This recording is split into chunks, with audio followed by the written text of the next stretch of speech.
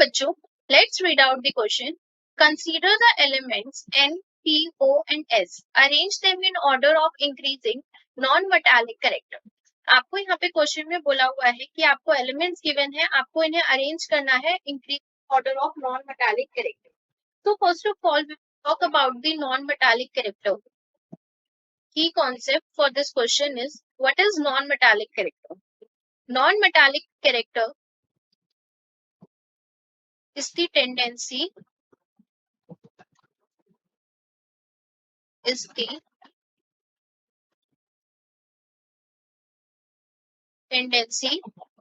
of an element to accept electrons and form negative ions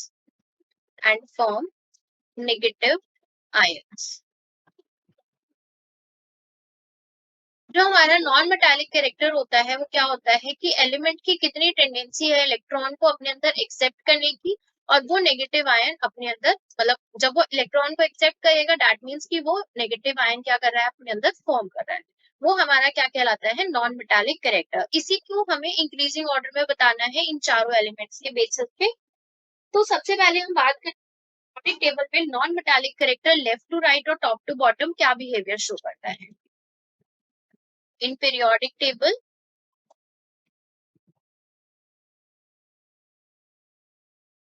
left to right, top to bottom, जो हमारा ये हमारा left to right है, this is top to bottom.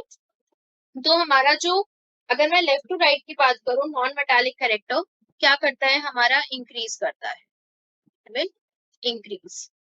और top to bottom क्या करता है, डिक्रीज करता है. अब ये इंक्रीज और डिक्रीज क्यों करता है, इनका रीजन है, जब हम लेफ्ट टू राइट मूव करते हैं तो हमारा न्यूक्लियर चार्ज क्या करता है, इंक्रीज करता है due to the atomic size in decrease. तो एटॉमिक साइज डिक्रीज करने की वजह से न्यूक्लियर चार्ज बढ़ जाता है. जब न्यूक्लियर चार्ज बढ़ जाएगा तो नॉन मेटालिक कैरेक्टर भी हमारा बढ़ जाता है. Due to increase in nuclear charge,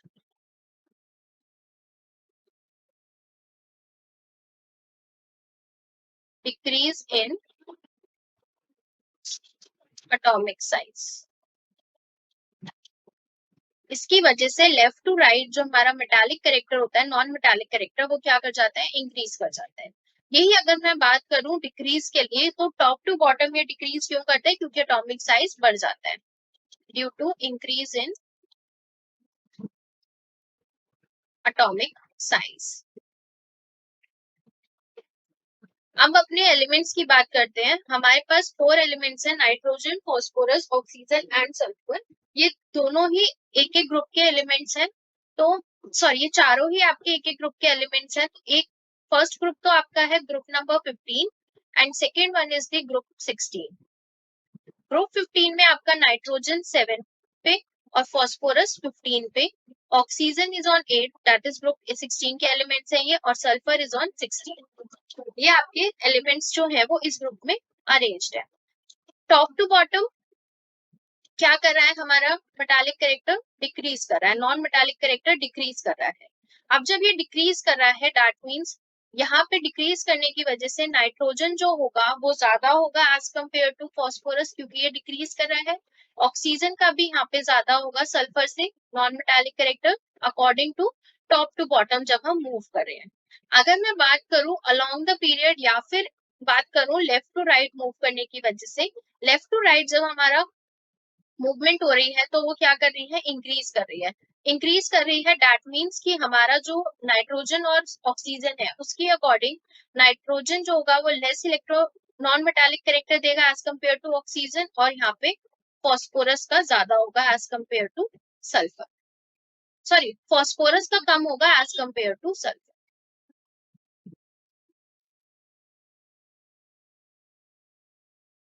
phosphorus का कम होगा एज कंपेयर टू सल्फर. तो यहाँ पे हमारे पास क्या क्या पॉसिबिलिटीज बनी है. अगर मैं बात कर रही हूँ टॉप टू बॉटम जाने की, टॉप टू बॉटम में nitrogen is greater than P और oxygen is greater than S। Left to right जब हम मूव करेंगे तो क्या होगा, हमारा nitrogen is less than oxygen और phosphorus is less than sulphur. तो हमारा जो ऑर्डर बनेगा वो इसी फॉर्म में बनेगा, सबसे कम होगा हमारा फॉस्फोरस का और सबसे ज्यादा होगा हमारा ऑक्सीजन का। बीच में आएंगे, फॉस्फोरस के बाद आएगा सल्फर और उसके बाद आएगा आपका नाइट्रोजन। तो ये आपका क्या रहेगा, ऑर्डर रहेगा, increasing order for non metallic character.